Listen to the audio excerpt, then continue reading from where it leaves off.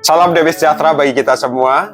Saudara-saudara, jika Kristus tidak dibangkitkan atau tidak bangkit dari antara orang mati, maka sia-sialah iman kita. Demikian kata firman Tuhan. Namun demikian sia-sialah hidup kita jikalau Kristus yang sudah bangkit itu kuasanya tidak kita alami. Nah, saudara, sebenarnya dengan kita percaya bahwa Kristus itu sudah bangkit dari antara orang mati, sebagai seorang murid Kristus, apa yang paling kita inginkan? Nah, saudara, Paulus memberikan sebuah nasihat kepada kita di dalam Filipi pasal 3 ayat 10 yang mengatakan demikian.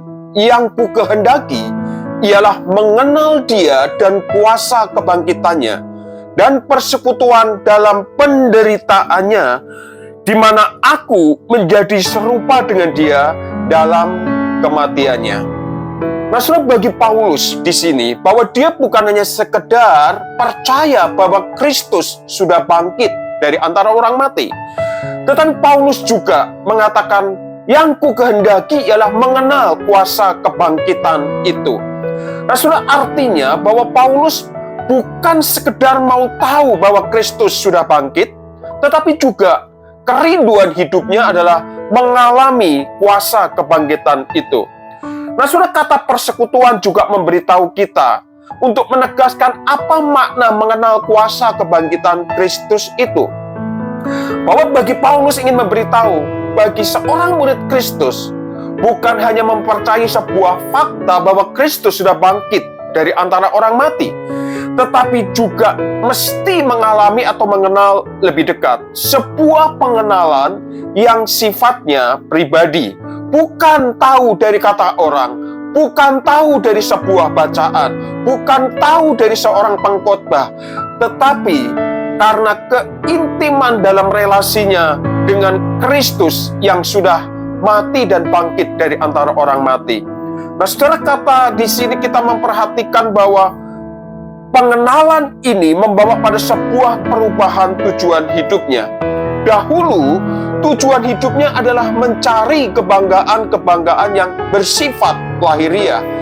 Tetapi setelah Paulus berjumpa dan mengalami kuasa kebangkitan Kristus, maka terjadi pembalikan tujuan hidup.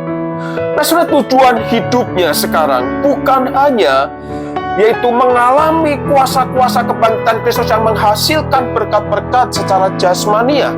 Tetapi lebih daripada itu, tujuan hidupnya sekarang, dia percaya dan membangun relasi dengan Kristus untuk semakin mengenal Kristus lebih dalam.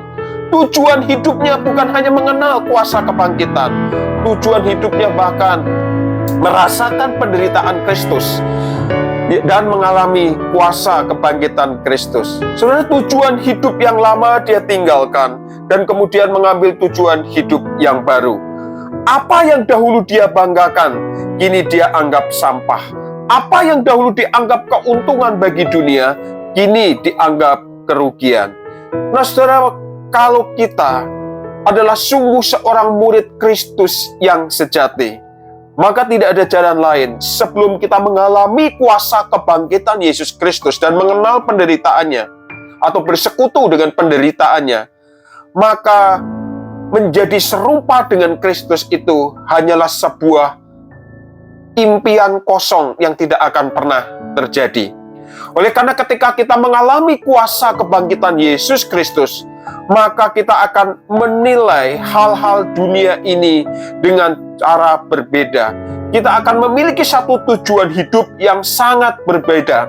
Apa yang dahulu yang kita kejar bersifat lahiriah dan menjadi satu kebanggaan, maka ketika kita mengalami kuasa kebangkitan Kristus, seorang murid akan mengejar bahwa Kristus segala-galanya, meskipun harus mengalami satu kesulitan, itu adalah sebuah keuntungan.